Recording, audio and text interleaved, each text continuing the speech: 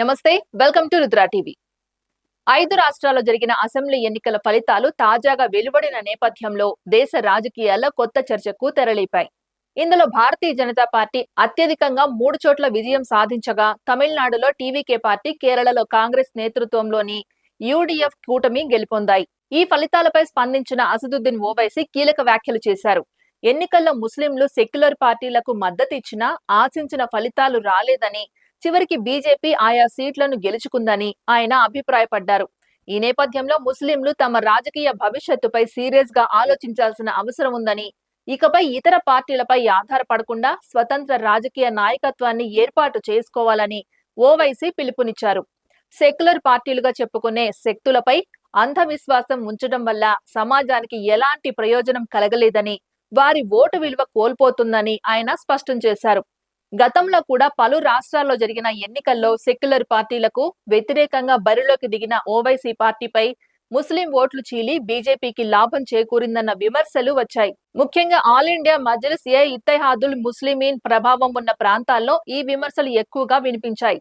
అయితే ఈసారి కూడా బెంగాల్ వంటి రాష్ట్రాల్లో ప్రభావం చూపలేకపోవడం రాజకీయ విశ్లేషకుల దృష్టిని ఆకర్షిస్తోంది. ఇదే సమయంలో బీజేపీ హిందూ ఓట్లను సమీకరించడంలో విజయవంతమవుతుందన్న ప్రచారం బలపడుతోంది. ఈ నేపథ్యంలో ముస్లింలు కూడా తమ ఓటు బ్యాంకును ఒకే దిశగా మళ్లించేలా వ్యూహాలు రచించాల్సిన అవసరం ఉందని ఓవైసీ భావిస్తున్నారు. దేశవ్యాప్తంగా మారుతున్న రాజకీయ సమీకరణాల్లో మైనార్టీల పాత్ర ఎలా ఉండాలి, వారి రాజకీయ ప్రాతినిధ్యం ఎలా పెరగాలి అన్న దానిపై ఈ వ్యాఖ్యలు పెద్ద చర్చకు దారితీశాయి. ఇకపై ప్రాంతీయ, జాతీయ రాజకీయాల్లో ముస్లింలు స్వతంత్ర శక్తిగా ఎదగగలరా లేదా అనే అంశం ఆసక్తికరంగా మారింది.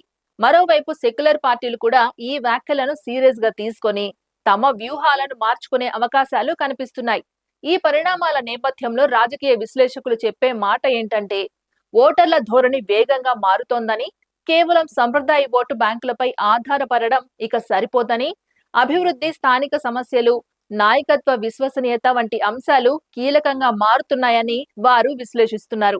అలాగే యువ ఓటర్లు పెద్ద ఎత్తున ప్రభావం చూపుతున్న నేపథ్యంలో పార్టీలకు కొత్త సవాళ్లు ఎదురవుతున్నాయి. సోషల్ మీడియా, డిజిటల్ క్యాంపెయిన్లు ఎన్నికల ఫలితాలపై ప్రభావం చూపుతున్నాయి.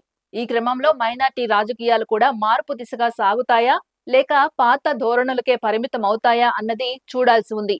మరోవైపు జాతీయ స్థాయిలో కూటమి రాజకీయాలు కూడా కొత్త మలుపు తిరిగే అవకాశం ఉందని భావిస్తున్నారు.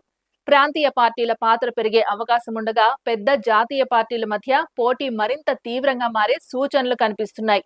మొత్తంగా ఈ ఎన్నికల ఫలితాలు కేవలం గెలుపు ఓటములకే పరిమితం కాకుండా భవిష్యత్ రాజకీయ సమీకరణాలకు దిశానిర్దేశం చేసేలా మారాయి. రాబోయే లోక్సభ ఎన్నికలపై కూడా ఈ ఫలితాల ప్రభావం ఉండొచ్చని అంచనాలు వ్యక్తమవుతున్నాయి. దీంతో దేశ రాజకీయాలు మరింత ఉత్కంఠభరితంగా మారే అవకాశాలు స్పష్టంగా కనిపిస్తున్నాయి. ఇది ఇవాల్టి అప్డేట్. మరో అప్డేట్ తో మళ్ళీ కలుద్దాం. అంతవరకు చూస్తూనే ఉండండి రుద్రా టీవీ.